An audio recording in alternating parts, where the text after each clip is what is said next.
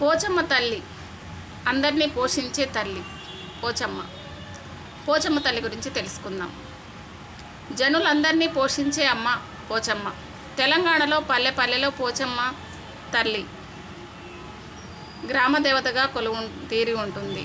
పోచమ్మనే పోషమ్మ, నల్ల పోచమ్మ, పోసెమ్మ అని పిలుస్తారు. పిల్లలకు తట్టుపోయటం అంటే శరీరంపై స్ఫోటకం, పొక్కులు ఏర్పడతాయి. పోచమ్మ తల్లి అనుగ్రహం లేకపోతే పిల్లలకు చిన్నమ్మవారు, పెద్దమ్మవారు వచ్చిందని భావిస్తూ ఉంటారు. పోచమ్మ తల్లి పోసిందని చెప్తారు. ఈ సమయంలో పిల్లలు చలి జ్వరంతో బాధపడుతూ ఉంటారు. పోచమ్మ తల్లికి నైవేద్యాన్ని సమర్పించి అమ్మ అనుగ్రహం వేప ఆకులను తీసుకొచ్చి పిల్లల శరీరానికి రాస్తారు. గదిలో అంతటా వేప మండలు పేరుస్తారు. శీతల జ్వరాన్ని నివారించే దేవత కాబట్టి పోచమ్మ తల్లి శీతల అని కూడా పిలుస్తారు. శాక్తేయ సాంప్రదాయంలో శీతలం అనేది ఉపాసన విశేషంగా కనిపిస్తుంది. ఆ ఆదిపరాశక్తి పోచమ్మగా,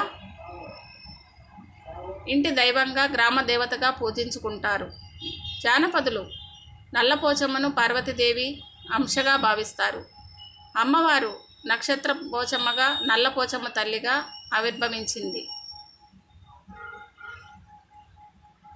నల్ల పోచమ్మ తల్లి ఆవిర్భవించిన వైనాన్ని పాటల రూపంలో తలుచుకుంటూ పాటలు పాడటం, శ్రావణ మాసాల్లో పోచమ్మకు బోనాలు సమర్పించటం ఒక ఆనవాయితీగా వస్తుంది.